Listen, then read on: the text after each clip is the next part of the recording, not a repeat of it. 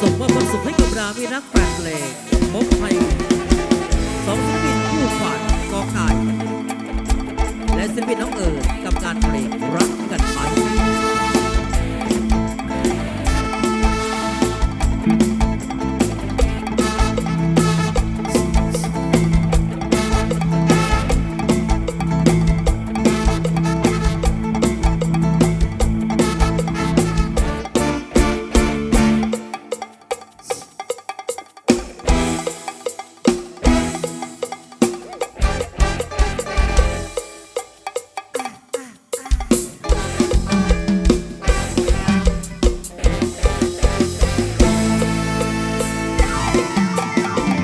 ฉันชวนมากัน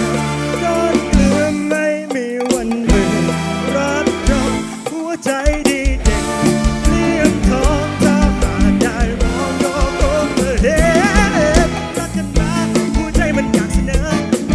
รอแต่เธอเมื่อไรถึงจะสนองรักกันมาหัวใจมันอยากจะตีตราจองลองก็คงได้รู้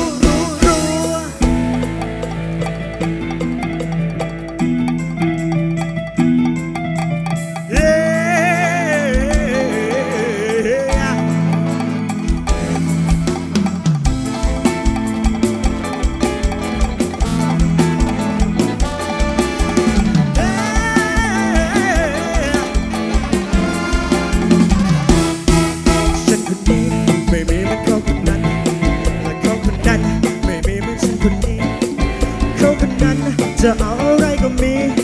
ไอ้ฉันคนนี้ก็มีเพียงตัวกับเงารักกับเขาสบายอะไรอย่างนั้นรักกับฉันไม่เจออะไรอย่างเขารู้ไว้ว่าใจฉันมันไม่เบามองให้ยากก็มีอะไรให้ดูฉันชวนมากันก้อนเกลือไม่มีวันหยุดรับรองหัวใจดีเด็กเลี้ยงทองถ้าหากได้มองก็คงจะเห็น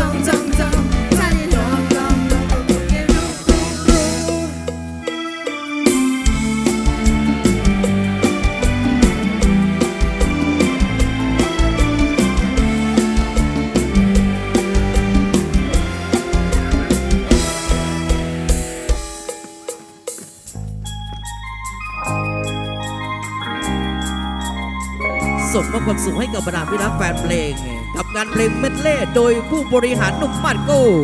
โจยุมมนิน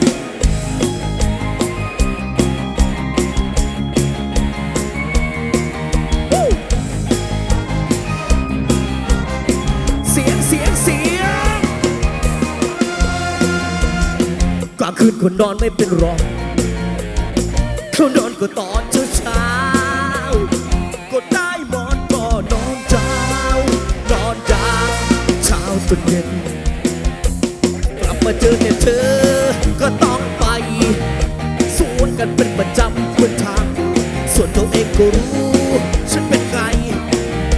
ฉันมีเพียงเธอไม่อยากเจอวันเธอเพิ่มไม่มีใครช็อกตายสามเวลาวันให้ฉันรู้มนุษย์ข้างข่าววันคนเป็นดาวจะทำเธอให้เปลี่ยนวันเธอเป็นชุดมนุษย์ข้างข่าววันคนตื่นเช้าจะเอาเธอไปวันใจทำรู้มนุษย์ข้างข่าววันคนตื่นเช้าจะทำเธอให้เปลี่ยนวันเธอเป็นชุดมนุษย์ข้างข่าววันคนตื่นเช้าจะเอาเธอไปเสียงหน่อยล่ะออกมาเต้นกันหน่อยล่ะ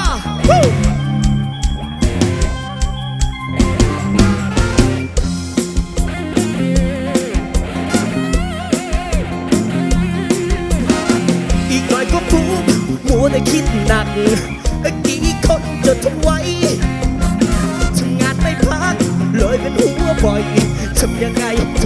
เธอหายก็เรือนมันร้อนนอนไม่ค่อยหลับก็ปล่อยไปอาจจะเจ๊งประสาทมันทิพย์มันไม่ค่อยสั่งทำยังไงเธอหายออกมาเต้นออกมาเต้นเด็ดขาดลีลาไปเลยออกมาเต้นออกมาเต้นเต้นหน่อยค่อยคิดกันออกมาเต้นเด็ดขาดลีลาไปเลยออกมาเต้นเต้นก่อนคนนี้มัน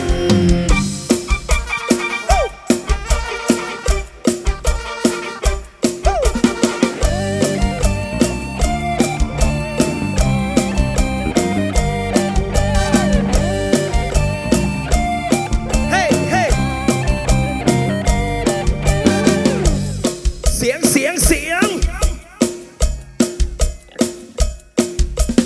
อยากจะลุ้นทุนก็มีทำไม่ดีมีแววจะกอดเสียงนะครับทำไม่เป็นมีเปอร์เซ็นต์ก็โดนแซวตลอดทำคนเดียวจะป่วยช่วยมาเลยคุยมันชันการเจอชะตาชีวิตเดียวกันวันทั้งวันก็ลุยไปมาจอยกันมาสิมาเจอกันมาจอยกันมาสิมาเจอกันมาจอยกันแล้วอยากจะให้ไปด้วยกันมีความมันก็ชวนกันมาเกิดอยู่ที่ไหนไรเท่าไรคนมีใจก็ไม่ไกลไปรอเดินทางที่เหนื่อยล้าเพียงใดเราจะไปให้ถูกทางเอาใจมาปองไว้รวมกันวันทั้งวันมาลุยมาจอยกันมาสิมาเจอกันมาจอยกันมาสิมาเจอกันเจอกัน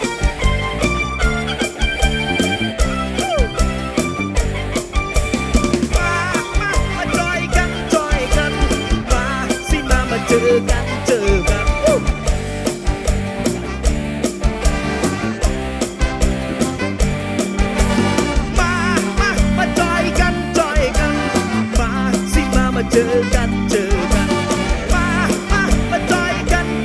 นมาสิมาเจอกัน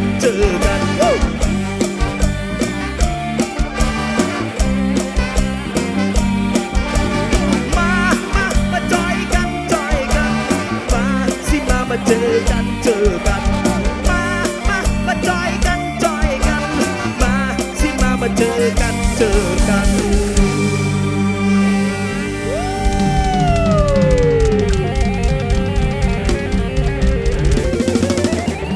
เสียงแล้ว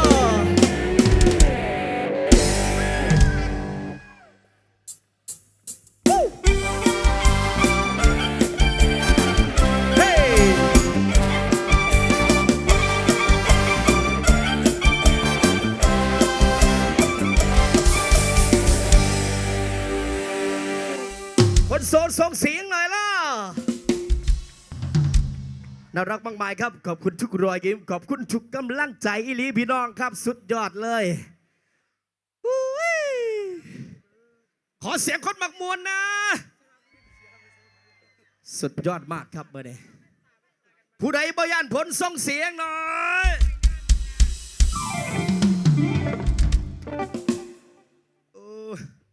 หลังจากฝนตกแล้วสะเมาฮ้อนแต่บ่ได้ขอบคุณทุกกำลังใจในค่ำคืนนี้ครับพี่น้องมวลซืนกันเต็มที่เลยในมือเปิดฤดูกาลครับ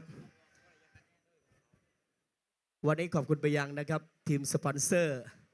คำคุณศรีสุขนะครับเพราะว่าจะเป็นนะครับผู้สนับสนุนโสมเกาหลีตังกุยจับเครื่องดื่ม GSD ครับแล้วก็ปุ๋ยมรกตตารุ่งอรุณรวมไปถึงนะครับลีโอรวมกันมันกว่านะครับแล้วก็ไม่ล่าสุดเลยทูมูฟนะครับทูมูฟเอสนะครับผู้ใดใส่ทูแน่ยกมือได้แล้วนุ่มโจก็ใส่ทูดิโทรศัพท์2 เครื่องเลยสุดยอดมากเลยขอบคุณทุกกำลังใจในค่ำคืนนี้ครับพี่น้องครับโอ้ยเอาเต็มที่ครับวันนี้สอดแจ้งบ่พี่น้องสอดแจ้งบ่ส่งหน้าที่ให้กับนะครับคู่หูดูโอต่อเลยครับ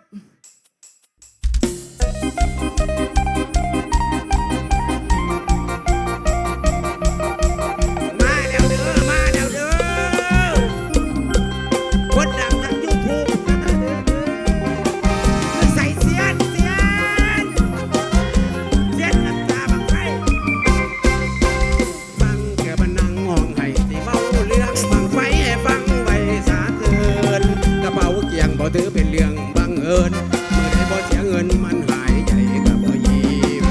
บังไฟไปก็เข่งขนาดมือใดหางบ่ขาด300นี่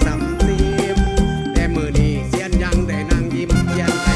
ยิ้มจิ้มหลังจาก1 2 3โอ้ยผิดหวังขนาดหางหนักหางขาดเสียเงินเนี่ยเสียนถอยหวังหลังเงินบ่ยังแล้วคอยกระเป๋าแบกไว้ลอยจนได้จะเพียง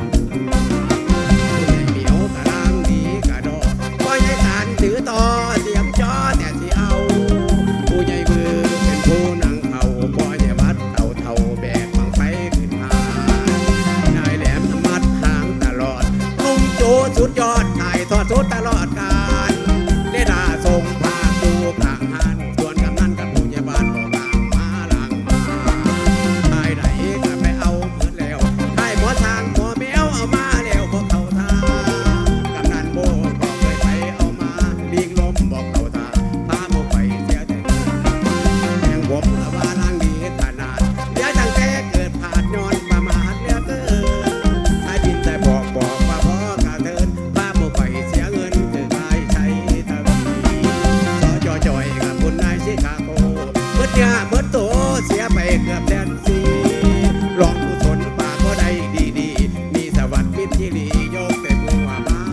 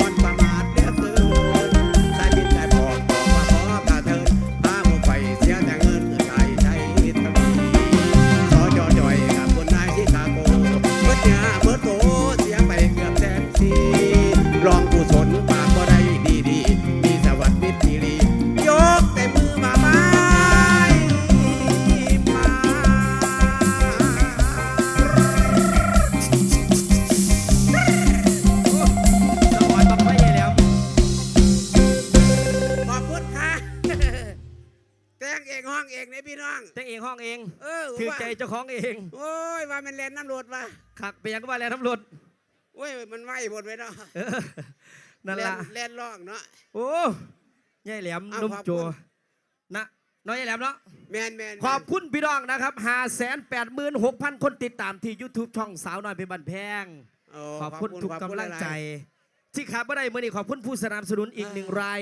ซีอินเทอร์เน็ต ๆ นะครับ เอามาให้เบิ้งบ่ อินเทอร์เน็ตบ้านวันนี้เป็นวันเกิดพี่จำเนียนด้วยนะครับ สุดยอดมากเลย วันนี้ขอขอบคุณด้วยมีความสุขมากมายแฮปปี้เบิร์ดเดย์สำหรับพี่จำเนียนนะครับร่ำรวยน้ำหน่อยเด้ เอา อ ลำรวยสวยงามเอาขอบบุญขอบพุทธไอ้น้อง แมนครับเมื่อคืนนี่ก็ฝนค่ำพี่น้องครับ มื้อนี้อากาศบ่ดีปานใดกันซั่นโอ้ยบ่อยากเว้าเลยมวนกว่านี้ เนาะยายแหลม เออ บ่เป็นหยังมวนซืนคือเก่า 14เนี่ย ครับหลังจากเขา นี่ก็ได้นอนอยู่2 มื้อวันเมื่อวานเมื่อก่อนก็สอดแจ้งบ่ได้นอนจักหยีบเลยยาวๆเลย แม่นอยู่ เต็มที่อีหลีนะครับ วันนี้ก็ เมื่อคืนนี่ว่าสิซ้อมกันครับกับบ่ได้ซ้อมพี่น้องครับฝนตกห่ำขาดตกบกพร่องนะครับสาบพร้อมเพรียงกันไปในนุ่มโจกับขออภัยพี่น้องเด้อ โอ้ย นะครับ บ่ได้ ที่ครับบ่ได้ขอบคุณแต่เจ้าภาพนำลอยกว่างานแล้วนะครับ150-60 งานแล้วล่ะ เออ นะครับที่ว่าจ้างสาวน้อยเป็นแพงนะครับไม่ขอลืมพระคุณนะครับเอ้าช่วงนี้นะครับไอ้พี่น้องมวลเส้นกันเต็มที่ครับขอบคุณไปยัง ม่วน นะครับทุกท่านในค่ำคืนนี้ที่เสียบัตรจองตั๋วกันเข้ามาเนาะขอบคุณทุกกำลังใจสอดแจ้งน้ำกันเด้อพี่น้องเด้อขอบคุณเจ้าหน้าที่ตำรวจวันนี้ผู้กำกับแล้วก็รองผู้กำกับว่าจะเป็นท่านสวปนะครับท่านสหนำทุกๆกำลังนะครั เริ่ บ มตัว อบอุ่นอ่ะขอบคุณพี่น้องหลายๆครับพี่น้องครับโชคดีไม่ใช่ครั เอาไพ่ บ มาล่วงก่อนโอ้ห่วยว่าจะสิเอาไพ่มาล่วงคือเบิดตัวบาดเนี่ยเนาะขอบคุณหลายๆ น้องไปก่อ จากสุริ น ทร์ สิเอาปีกับแคนอ้ายไปรุ่นสิเอาแวนกับซองเฮาสิไปย่อๆถึงป่าหมายกัน ความหนึ่งจากพยาที่ตราตรึงความทรงจำจากต้นฉบับ หนังสือผูกเรื่อง หูลูหนังอูหนึ่งในสุดยอดวรรณกรรมอีสาน เรื่องราวโศกนาฏกรรมที่แฝงไว้คติธรรม ความรัก ดอก ความแค้นความผิดหวัง มีตมกับน้ำให้เพิ่ง คืออดีตอันเฮาเอื้อมบ่ถึงกับปัจจุบันกูนกันเกิดก่อน เริ่มต่อกัน จังฝันบอกเคยพอ มาเมื่อนี้พันบ่มีทางไปต่อ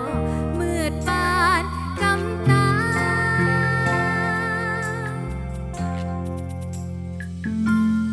สาธุเด้อ สาธุเด้ เท อ เทพไทยบนฟ้า ลานหยดน้ำตา มันสิมีค่าจองหักเฮาคืนมาบ่เด้บ่คิดไปหน้าบ่หัวซาหยังต่อสาดนี้บุญบ่พอสิขึ้นพอต่อสาดหน้า สิหวังใจตั้งเอาไว้ สิเมื่อดอกฟ้าไม้กัน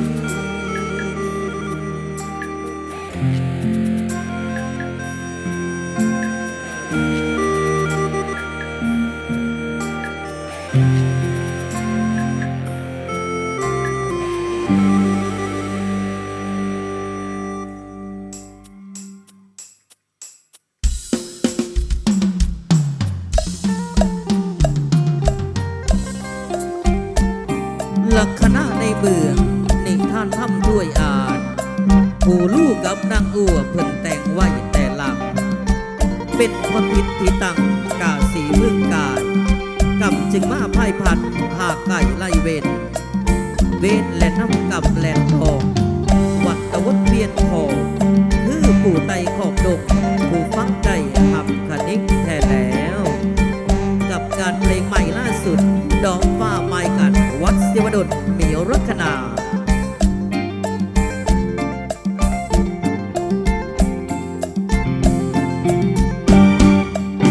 หากเธอกีดกันให้สองเรานั้นต้องห่างร้างลาเหลือไว้แต่รอยน้ำตาแทนคำอะไรวันเราไกลห่าง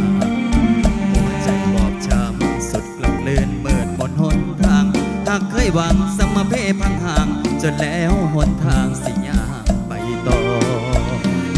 ตาเธอใจ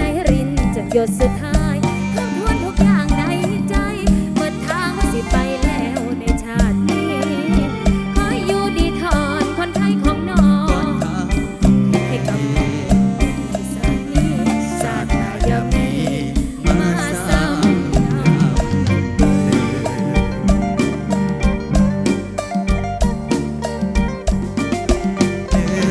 บ่ได้หากว่ายังฟังใจนำแต่เจ้าคนเก่าแม่นให้เอาคำหวานมาตัดทางนี้ก็บ่สนอดใจหมดทั้งอยู่ฮอดเดียวย้อนเขาเที่ยวฮอดสองม่วนกันบ่มีได้ ในตอนท้ายว่ายังไม่หอดคำรำลา คิดไว้ว่าหลังมอนทาว่าคือสิแจ้งสว่างใสบอกกล้าไปมองตาย้อนญาติว่าหามหัวใจบ่ได้อยากเกิดน้ำตาเอาไว้บ่ไหวบ่อยากให้ใส่วันใกล้จากกัน อยากเป็นจังฝันสองเขาเคยฝันดอมกันอีออมย้ำไอห้องให้เจ้ายังเคยกล่อมบัดนี้แม่สอมยังเห็นบ่ได้ปาดตีก่อนคำปาดตกซ้ำเจ้าสิอยู่จังใด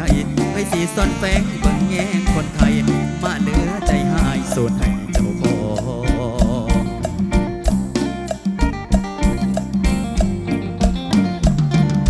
มองจ้องเอาประจันแทนหน้าฝากดาวขอย้ำสัญญามาลมพันหาผ่านฟ้าไกลแสน ไปก่อนสิเอาปีกาแพ ไอ้ไม่ลุ้นสิเอาแหวนกับซอง เข้ามาไปนองเทิงฟ้าไม้กันคือเท่านั้นสิดึงมือแล้ววันมาให้ได้จังหวะสาธุเดินสายคอยได้มีสองล้มลวงต้องป่วยยิงสาขายมมาหน้าไหลหังมวยหังแก้มเสียงให้มาโนดในไว้สั่นความประพันธ์สิเว้าจาตาดบ่มีสุดมานี้สิขึ้นต่อแต่แม่นของไปแทนจงสองเฮาเมืองฟ้าลาวหันทองบางท้องเคยอยู่สินี้ไปดอกฟ้าพายบุญไม้กัน สุดปา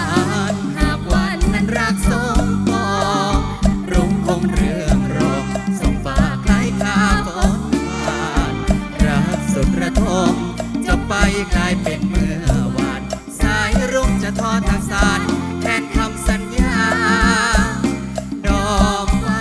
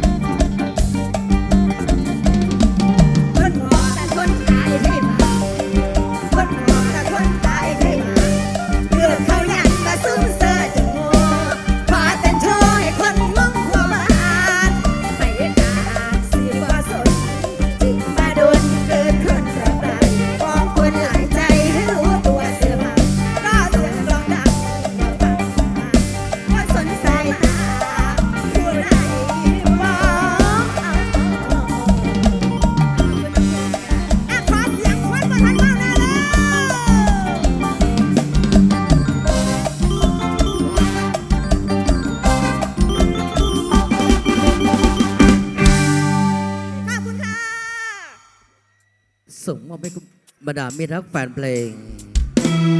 ส่งหน้าที่ให้กับศิลปินผู้นำที่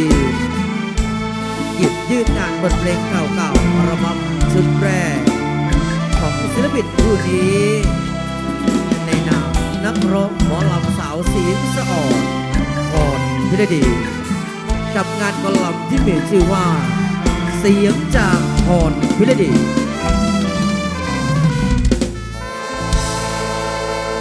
น้ำใจแฟนคือน้ำทิพย์จากฟ้าโปรยลงมาให้สมซื่นนั่งยิ้มเทิงสะอื้นฝืนห้ามก็บ่ไหวขอฝากตัวรับสายเป็นน้องไม้ในวงการ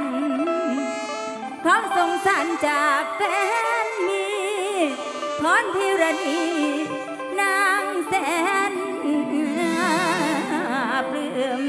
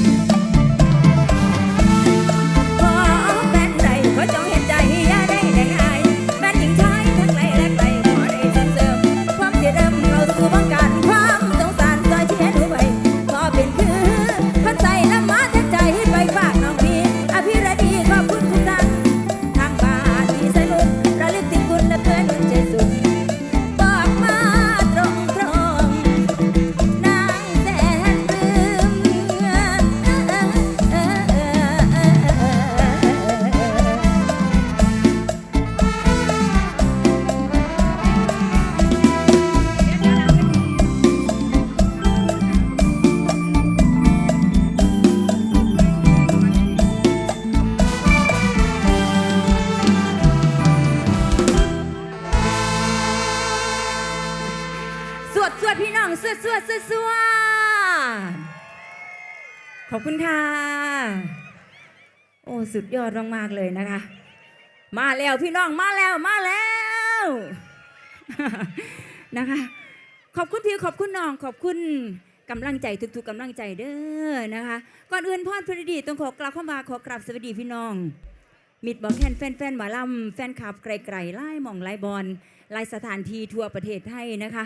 ที่เดินทางมามื้อนี้เลิกงามย่ำดีพี่น้องสาวหน่อยเพลินแพงเปิดฤดูกาลวันที่21นะคะแล้วก็มีมืออื่นพร้อมมือหนึ่งเด้อพี่น้องเด้อล่ำ2 เรื่อง2 มือ 2 เรื่องนะคะขอบคุณพี่ขอบคุณน้องขอบคุณที่ไม่ทิ้งกันนะคะขอบคุณกำลังใจจากพี่จากน้องขอบคุณที่ยาวาพี่น้องจางเขามาเถอะเนาะนะคะ มาซอยทีมงานเฮาค่าแป้งค่าหลายๆอย่างพี่น้องเนาะรวมซ้อมกันเกือบ2 เดือนนะคะแล้วก็ที่ลืมไม่ได้วันนี้ขอบคุณป่าช่วยพะม่วนเจริพะเพลินด้วยนะคะแล้วก็ที่ลืมไม่ได้อีกท่านหนึ่งนะก็คือเจ้าของสถานที่นะคะท่านผู้ใหญ่สุรพลโสมาศนะคะขอบคุณมากๆที่กรุณาลูกหลานสาวน้อยเพชรแพงสุปีนะคะที่ได้เปิดวงอยู่หม่องนี้เด้อนะคะขอบคุณมากๆเลยมาบอกอย่างไรได้พี่น้องเฮาอยากให้พี่น้องม่วน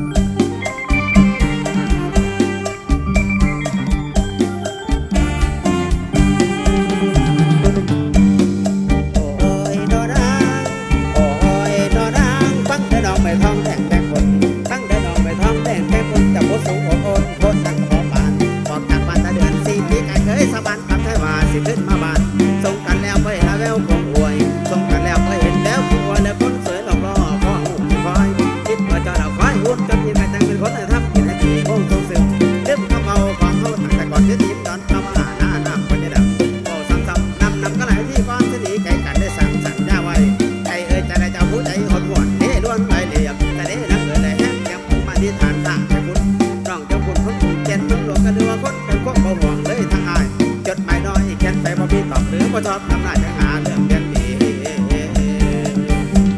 บ่ได้หรือจะเว้าอีหลีบ่ได้หรือจะเว้าอีหลีช่วยตอบมาที่จดหมายพี่ส่งไปจดหมายเราจะเขียนจากดวงใจถ้ารู้ว่าไม่พี่เดี๋ยวเฝ้ารอคอยอย่าปล่อยให้จดหมายเป็นมาอย่าปล่อยให้จดหมายเป็นมันไม่ดวงชีวันมาลืมกันได้ง่ายพี่ไม่มีความหมายพี่ไม่มีความหมายจึงคิดทำลายรักได้ใจน้อใจคนนี้แต่ละน้อใจคนนี้ที่หล่อยังไม่กรอบพีแต่ว่าคนหน้าดีกลายเป็นปีน่ากลัวหัวใจเจ้าเบาปั่นที่ดุนหัวใจเจ้าเบาปั่นที่ดุนบุญมากับตาบ้านบุญมากับตาบ้านที่สารบุญแก้วเขาใจพี่เอาหอนตัวอาที่สร้างมาบ้านที่รักที่ใจไม่ซ่อนนอนลำลางห่างเป็นคนอื่นเพราะปันเดินนั่งโกงตรงเข้าใส่สวนพี่พุ่มพวงลวงหลอกหน้าตายพี่พุ่มพวงลวงหลอกหน้าตายเธอสาวันกับใครว่าจะไม่พูดสัญญาไว้ไผ่ลืมไผ่ก่อนสัญญาไว้ไผ่ลืมไผ่ก่อนผู้ใดร้อนหลอกล่อนอร้องเป็นไผ่เชื่อบ่ได้ละใจอุ่นก้อนเล่เสียเสด็จบางกุ้งเราถูกเนื้อมึงพาจัดจานอ่องคือของน้ำใหญ่จัดจานอ่องคือของน้ำใหญ่มีตะไหนจุดเลยบอกโง่คงเท่าคืนจับเดินมันคือป่าไหนก็ป่ากับใจของนางบ่ตรงกันจอยก้อยกองท่าผู้สาวหน้าขึ้นหินกองท่าผู้สาวหน้าขึ้นหินจนมาวินคงทรงเศร้าเงาสมเจ้าพงละกับดาวขึ้นมายังก้องคอยหาเยอะทงน้ำวันเดน้องทงน้ำวันเดน้องเดน้องวันเดน้องขอบคุณครับสำหรับรางวัลเด่นผู้บอกให้ครับ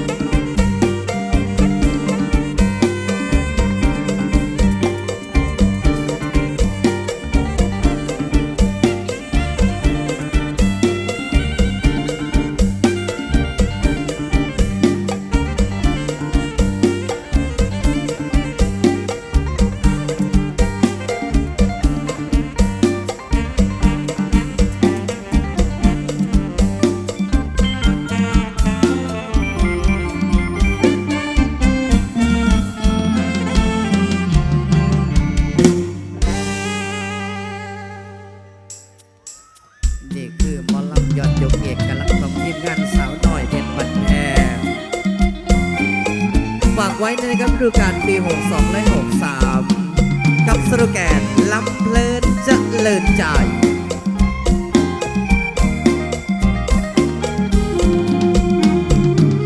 และพอจะเปิดผ้ากางเห็นแฟนนางหน้าเวที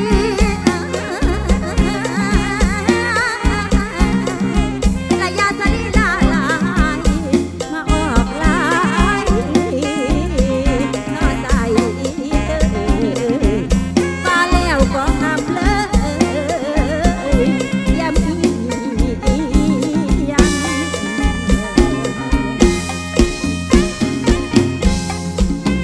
เกิดอาการเห็นไฟแจ้งสว่างตาเมื่อนี้สาวน้อยสิพารำเพลินเจริญใจหน้าลำโพงเรียบพร้อมแล้วขอบสังกะสีอ้อมให้พร้อมกันมาไวๆผู้นำอยู่กลางผู้ยืนทางหลังให้เตรียมออกทางผู้สาวสำเร็จผู้บ่าวสำหน่อยเตรียมออกทีลา เกหลุดเกรับตั้งท่ายับย้อนเตรียมกอดดอกท่าฝากกันแล้วสิว่าเอาไป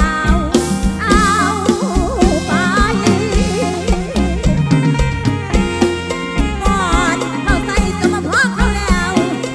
สิลำเกี่ยวกันสิลำไก่เกี่ยวกันสิลำไก่ก่อนโย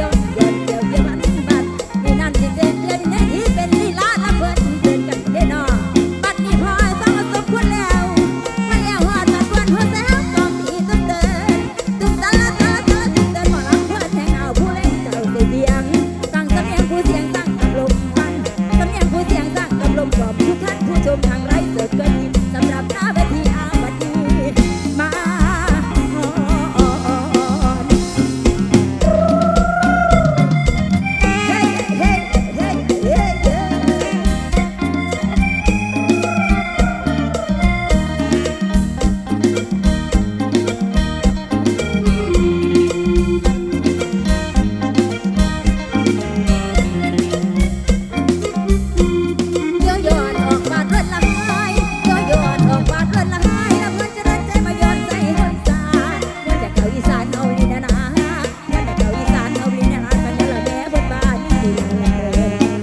เดินอยู่ไม่สามก้อนกันอยู่ประจางบ่ใบบางว่าเศร้าทั้งวันพวกเราบางมวนเอากระโดดพวกเกี่ยวกันขับมันงับกันยืนกันหรอกสร้างความมาขึ้นความยากบ่หล่อสิกองย้อนกันว่าย่าบ้านหรอกน้องแบบฟังเสียงกองเอาเชิดประมวลเกิดมาลายเป็นลายใหญ่ยับสลับพวกพ้องมันตรงทงสะบัดดันกับผู้ยับก่อนยับก่อนผู้ยับก่อนผู้ยับก่อนฝากให้ก่อนนอนลีลาวาทาออกสินฝากนำเสียงพินเสียงแคนก็แฟนหมอลำฝากเด็ดวันเด็ดแดงในเด้อผู้ใดลำลำมีดหมอแคนและแฟนหมอลำใจวัฒนธรรมอีสานเฮาจำก่อนฝากนำทางก่อนบัดเวลาจนมาจอสิได้ลำเพื่อนเดินต่อสายเตยกระรอ